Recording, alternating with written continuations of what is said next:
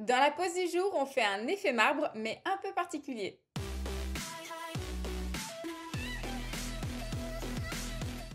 Salut à tous! On avait déjà vu ensemble sur ma chaîne un effet marbre et un effet quartz, mais aujourd'hui je revisite le marbre avec vous avec cette autre technique.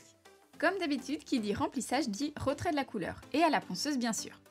Je tourne donc ma molette sur environ 20 000 tours minute pour du gel et je viens poser la fraise complètement à la perpendiculaire avec le repli proximal. Je fais de grandes lignes de haut en bas en laissant toute la zone vers les cuticules encore vernie. Ensuite, je tiens mon embout de biais et avec de petits mouvements courts, je retire intégralement le reste de VSP.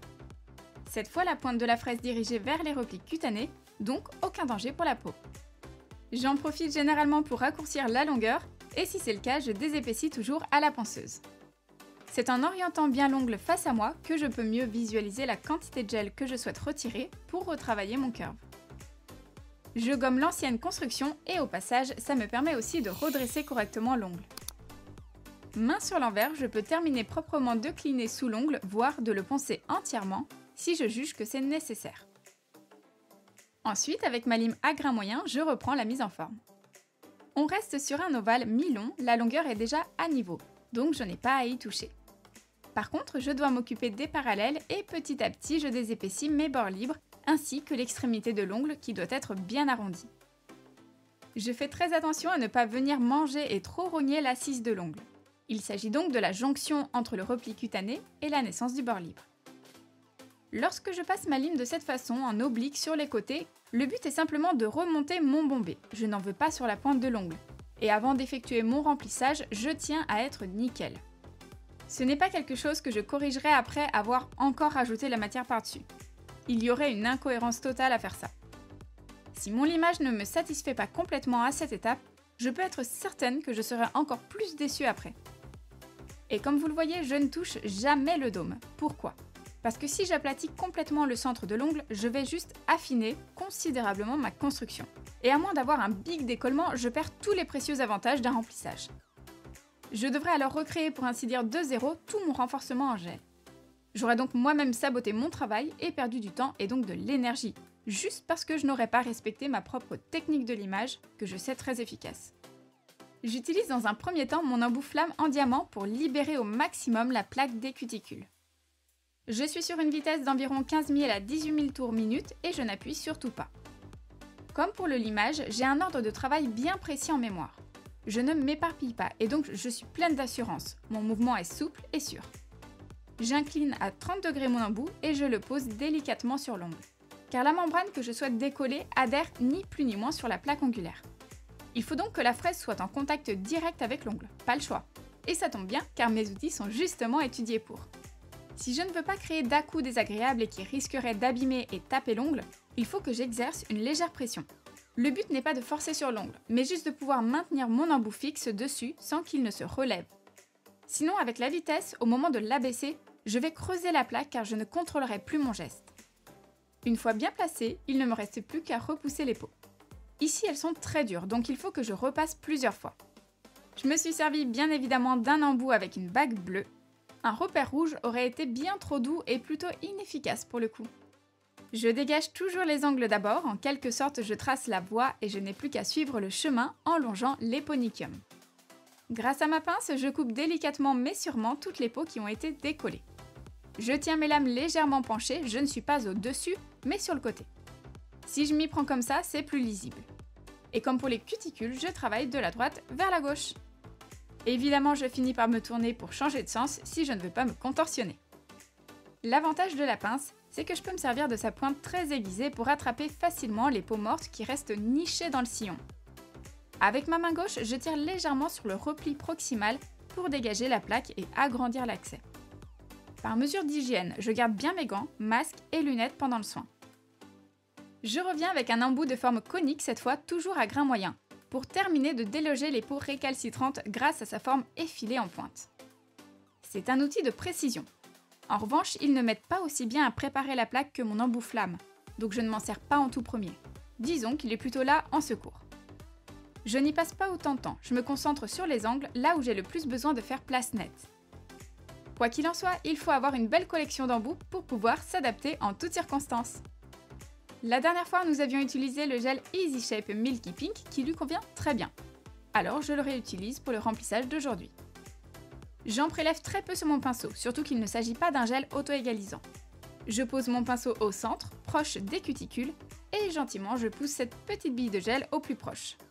Il faut que ça fasse comme un petit toboggan et que la limite de mon gel avec le repli cutané soit très fine pour éviter les décollements.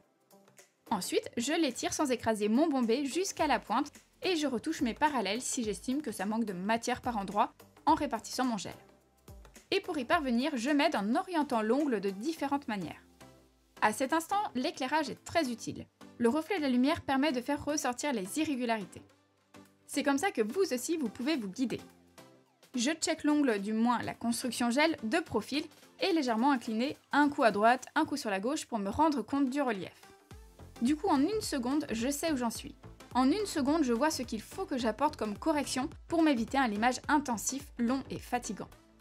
Lorsque tous les ongles sont correctement catalysés, j'imbibe un pad non pelucheux de cleaner et je dégraisse toute la surface. Je rallume ma ponceuse sur 15 000 tours environ et pour lisser ma construction, je me sers d'un embout cylindrique en titane. Très utile pour les gels comme celui-ci qui laisse des traces puisqu'il est très épais et qu'il ne s'égalise pas. Peut-être que vous vous posez la question, pourquoi est-ce que j'ai simplement choisi d'utiliser ma ponceuse plutôt que ma lime? Comment faire ce choix en cours de prestation? La réponse est très simple.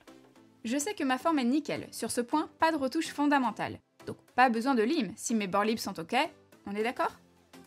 Autre chose, je sais que la répartition du gel est bonne. Je prévisualise déjà parfaitement mon bombé, encore une fois, pourquoi est-ce que je limerais ma mise en forme? La seule chose que je souhaite corriger finalement, c'est les traces du gel. En définitive, je veux juste lisser le gel. Alors quoi de plus approprié pour ce seul et unique point que la ponceuse?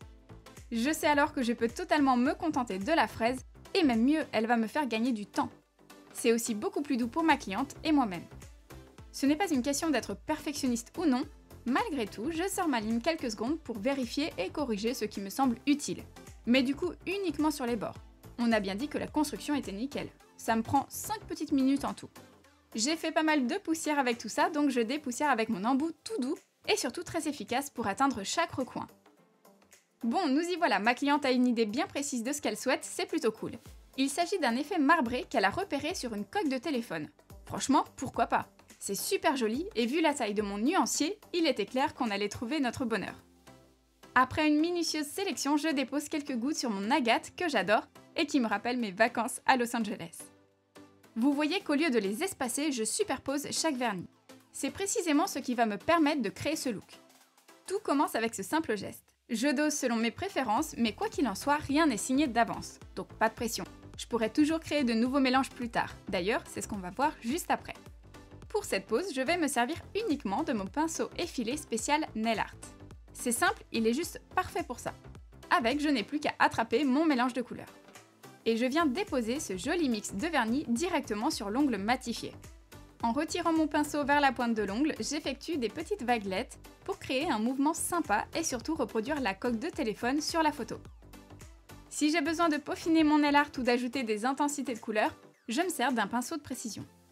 Ce modèle, je l'avais acheté sur Ongle24, mais il vaut tous ceux que j'ai pu trouver sur Amazon ou AliExpress. Par contre, pour ne pas créer une pose trop monotone, je ne remplis pas chaque ongle, je laisse des espaces vierges de couleurs, ce sera plus original, je trouve, et moins chargé, histoire qu'elle ne s'en lasse pas non plus dans quelques semaines. Donc vous voyez, c'est une technique relativement simple à faire. La seule chose, c'est qu'il faut que vous ayez le même pinceau que moi, bien sûr. Ensuite, il faut apprendre à ne pas trop prélever de matière, sinon ça catalysera mal dans la lampe. Je catalyse comme à mon habitude entre 30 et 60 secondes et je protège ma pose pour la rendre bien glossy avec mon top coat, toujours sans résidu, que je catalyse à nouveau. Comme souvent inutile de border, c'est uniquement pour bien recouvrir le nail art et fermer correctement la pose. Une fois qu'ils sont tous bien catalysés, je termine toujours par les pouces.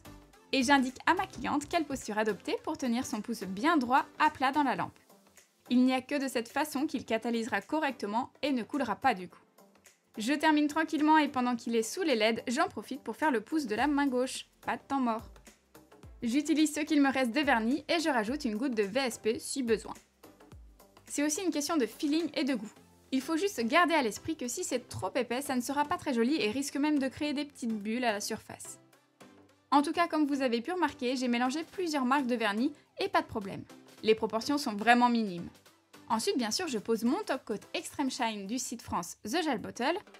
Dernière étape, on hydrate bien les cuticules. Je trouve cette pose marble super soft et délicate.